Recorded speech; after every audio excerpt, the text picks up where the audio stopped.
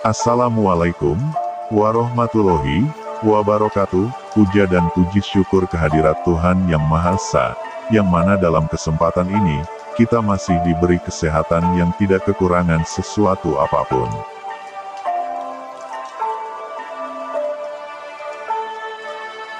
Pernahkah kita melihat atau mengenal seseorang yang tetap sabar dan tenang saat mendapat musibah?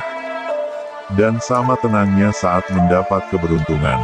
Tetap terkendali dan sabar saat difitnah, diejek dan dicaci. Sebaliknya juga bersikap diam saat disanjung. Tetap santun dan rendah hati saat mendapat kekuasaan atau menjadi pimpinan, dan juga saat menjadi bawahan. Bersikap biasa saja ketika makan di restoran mewah dan tidak menolak makan di warung sederhana di pinggir jalan. Tidak bangga saat naik mobil mewah dan tidak minder saat naik bajai atau bas umum. Tidak rakus dan tidak menimbun saat diberi kesempatan kaya, dan tidak mengeluh saat jatuh miskin. Menggunakan sandang papan dan peralatan untuk dimanfaatkan fungsinya, bukan untuk dipamerkan mereknya.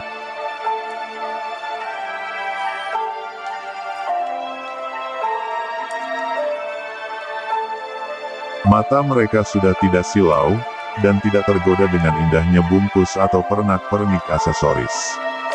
Mereka lebih memilih arti hidup, memilih teman tanpa membedakan status sosial, gelar atau posisi.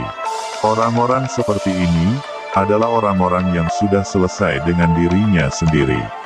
Kakinya menapak bumi dan menjalani realitas, tetapi jiwanya sudah berada di langit. Teruntuk mereka, kehidupan di atas bumi yang mereka jalani hanyalah sekedar peran-peran fana dari Sang Khalik yang Maha Agung. Tampilan orang-orang seperti ini mungkin kurang seru atau kurang asik, dan tidak banyak orang-orang seperti ini.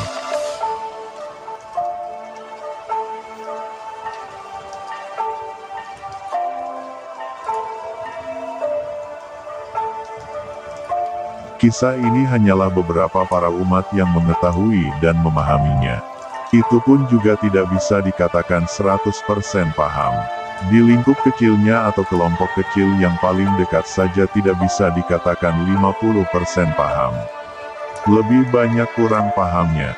Ini disebabkan karena level dan frekuensi yang tidak seimbang. Tidak bisa begitu saja serta-merta akan paham skenarionya.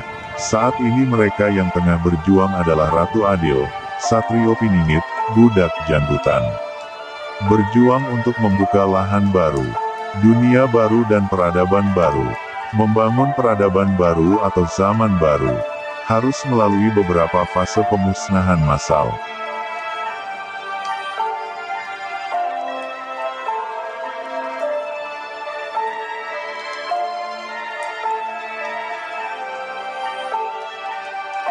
Cara awal dan ampuh, untuk mengurangi populasi manusia dalam hal ketahanan fisiknya.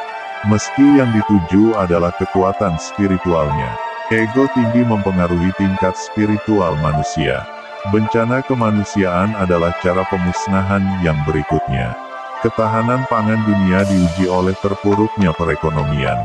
Pengangguran meningkat, belanja kesehatan negara yang tinggi. Produksi massal terganggu, perubahan iklim mempengaruhi kehidupan makhluk hidup. Kelaparan merajalela, saling berebut makanan, bisa saja saling bertikai hanya untuk makanan.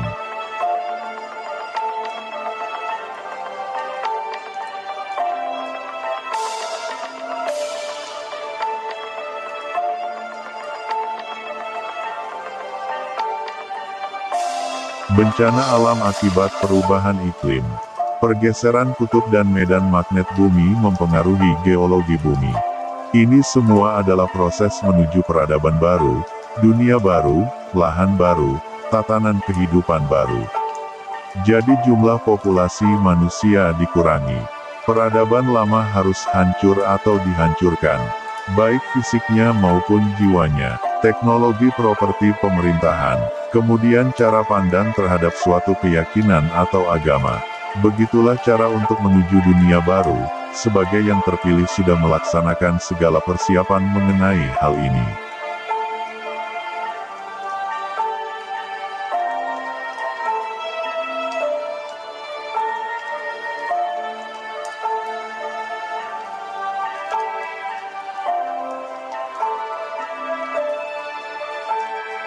Padahal wahyu sudah berjalan dan sudah masuk fase wahyu yang kedua.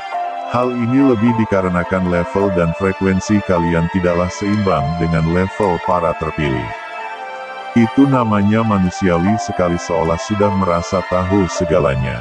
Terlihat sepele dan tidak istimewa jika dilihat dari kacamata spiritual kalian. Itu karena kalian sebenarnya tidaklah memahami apa yang terjadi saat itu. Kisah ini sudah masuk babak-babak akhir. Jadi sudah tidak ada hubungannya lagi dengan Silokatra kerajaan pusaka ilmu silsilah keturunan. Karena semua bersifat nyata, dan menuju keadaan yang disebut terang benderang. Terima kasih. Wassalamualaikum warahmatullahi wabarakatuh.